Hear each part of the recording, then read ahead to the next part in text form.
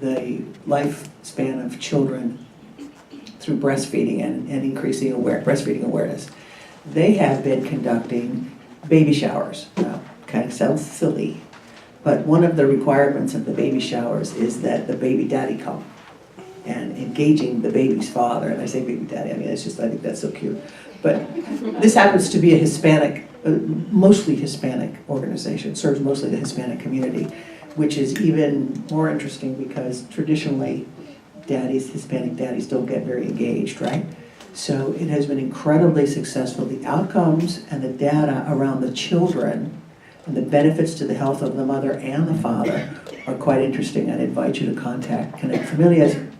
Their CEO is Betty Alonso. So our consortium is working on all kinds of at all levels, to try and engage fathers, and that prenatal experience is an excellent opportunity.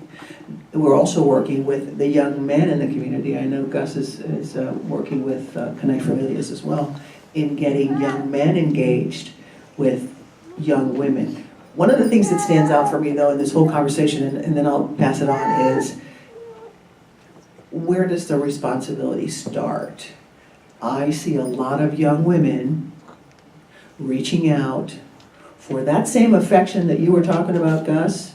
A lot of our young women don't have it either, whether it be from a mother or a father or an elder.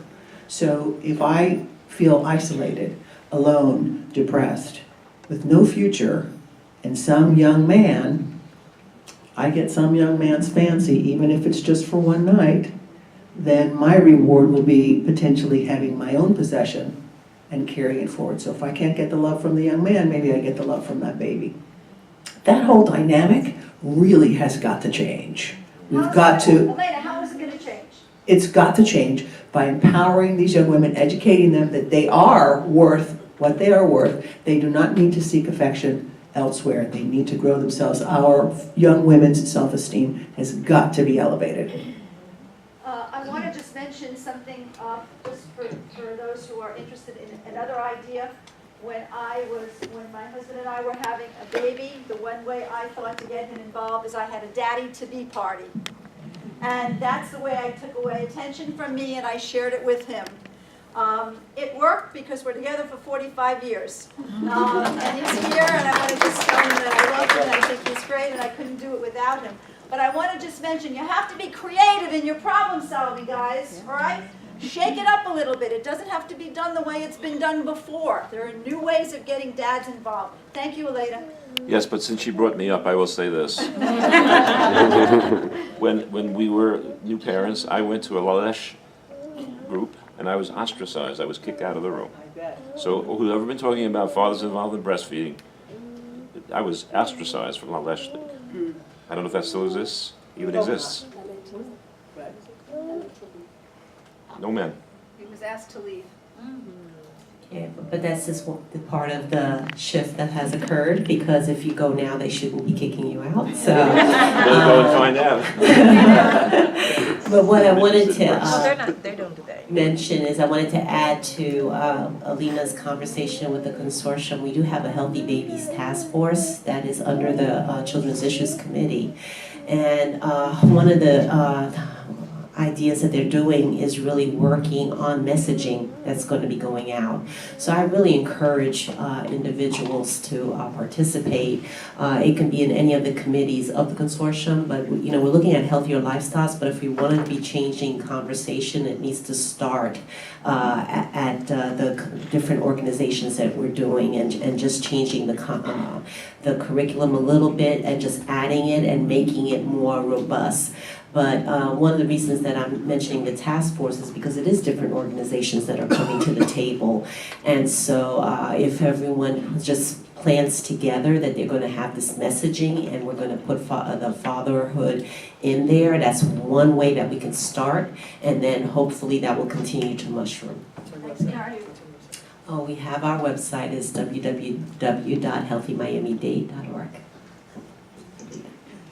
I've already mentioned this morning about my role as a teacher, and I feel, again, it starts with us, with me, reiterating the message to the students.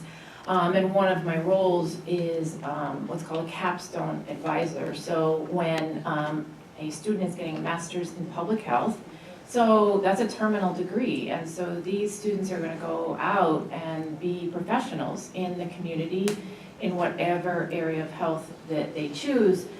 And I'm fortunate in that I have a really diverse student population. So what I try to do is match up my male students, if I feel like they're a great role model, in the programs that I know are going on in the community where they could really make a difference. And it obvious, I mean, it's great what Gus was saying and what the guys have been saying on the panel about the role modeling. It's so important. It doesn't have to be a bio dad, right? It can be, I often find that the younger males in the community too really identify with men that are just a little bit older than them too, but have taken a turn. A lot of my students came from these neighborhoods and now are getting an education, and they can share those experiences and hopefully be positive role models going forward. But education, I think, is a huge piece of all of it. So.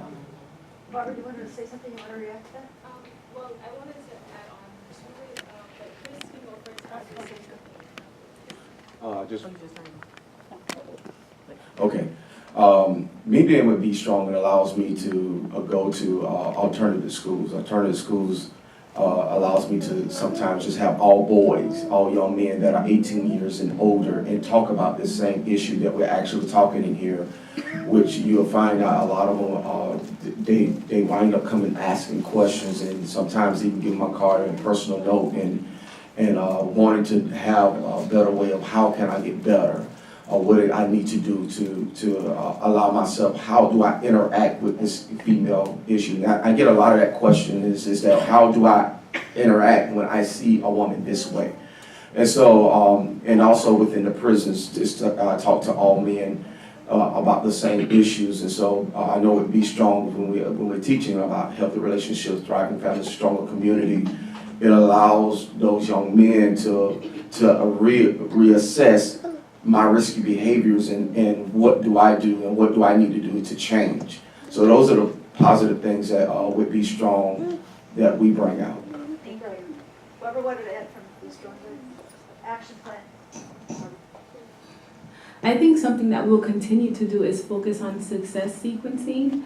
So basically what the research shows is that when a young person graduates high school, gets a post-secondary degree, and also gets married or in that stable relation after a certain age, then it reduces the chances of poverty and generational poverty. It's something that we definitely should target in generational issues. So what we do for our organization is we provide facilitators to young people to implement workshops that tackles all of these issues. So at a young age, they learn about how do I set boundaries and what are the foundations of a healthy relationship? How do I say no to people who are pressuring me? And after a workshop we did in a 6th grade classroom, a young girl wrote, "I'm so glad you guys came because I was talking to a grown man and the website was Match.com." So this is the stuff that we're encountering when we're in the classrooms with middle school and high school youth. And it's something that is very common. So as a partner to Fatherhood Task Force, we're definitely available, Holly, to support you and to engage our services to this effort. So I just want to add, as you're thinking about your particular organization, think about, and I know we're short on time, but think about what is your organization doing to involve fathers. And if they're not doing anything right now, that's fine. If you know of an organization that can do something, please speak up so that we can write it here and involve them. And also think about who's missing, who should be here, and who should be involved, who should be able to drive what the issue that we're talking about here. So go ahead. Please identify your agency when you comment and make your comment to the point, please. We want to get as many in as we can. Okay, so my name is Casey Merchant. I'm a father, a stay-at-home dad, and my wife, who's a professor, we developed some educational resource because one of the things that we saw was lacking was that a lot of fathers believe that they can't teach their kids because only the moms are supposed to do homework. Only the moms can teach the kids to read. Only the moms can do that. So what we did was we developed learning resources that make learning fun, and we use gamification. So we use gameplay. Everything we do, we use games.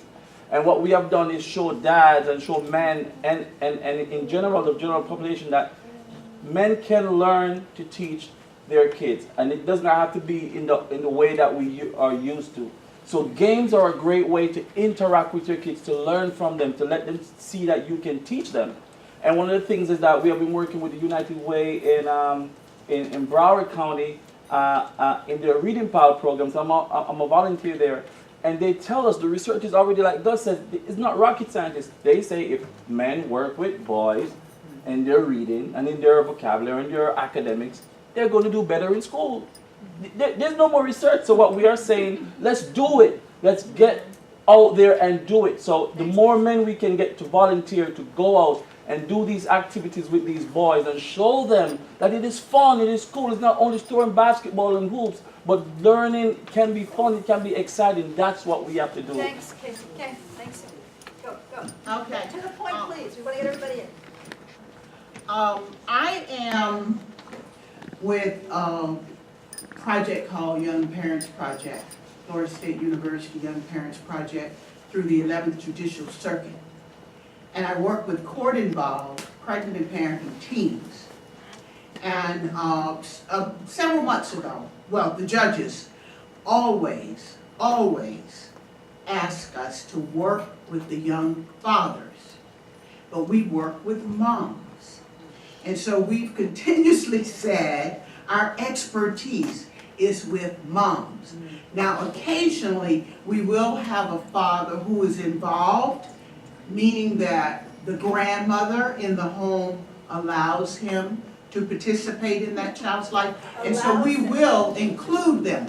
But I use the word allow because many of the girls we work with, fathers are either older and inappropriate or they're not present.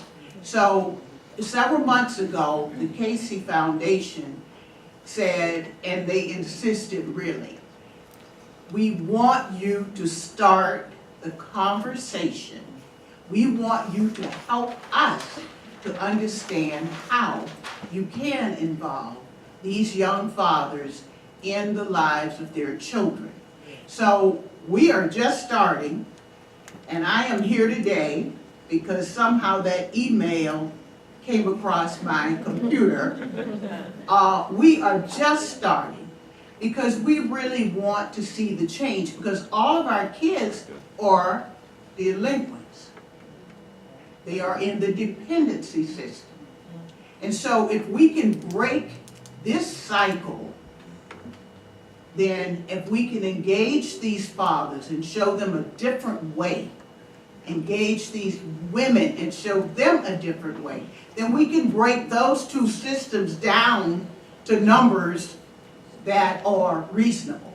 So I am especially excited to hear what you're doing today, and I will be reaching out to everybody because we are just beginning to start this process, trying to put a plan in action to include these boys in the lives of their children. I'd like to just make mention of Judge Prescott Judge and Prescott. Judge Zayas, who was our speaker last year. Right. They both showed interest in this, and we want to get them on board. They're part of our dream team. You know, one of the things that we didn't talk about today is that each and every one of you are part of our dream team. We're not going to let you go. We hope you don't let us go. But we need every one of you to make everything that you're saying happen. So we thank the judges. We thank so much that you came today. Thank you very much.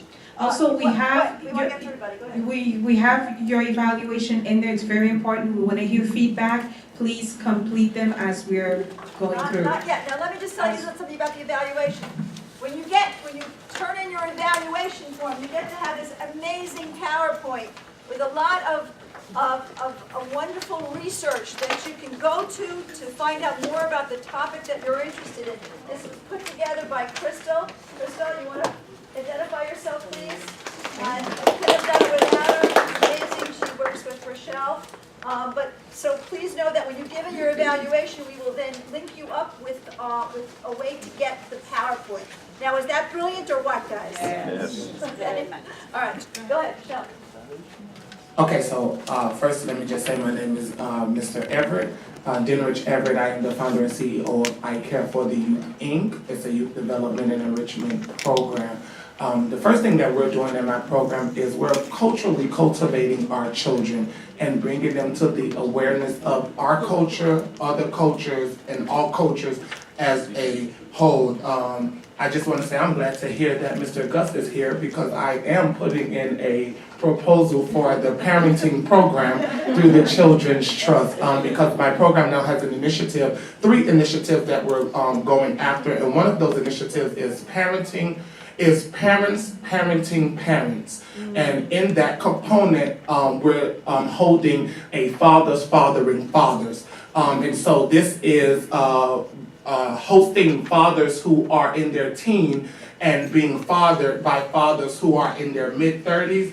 Well, we want to put up at least a 15 to 20-year gap between the fathers that are going to be fathering because it brings in a closeness of identity and identifying situations that you don't want to link them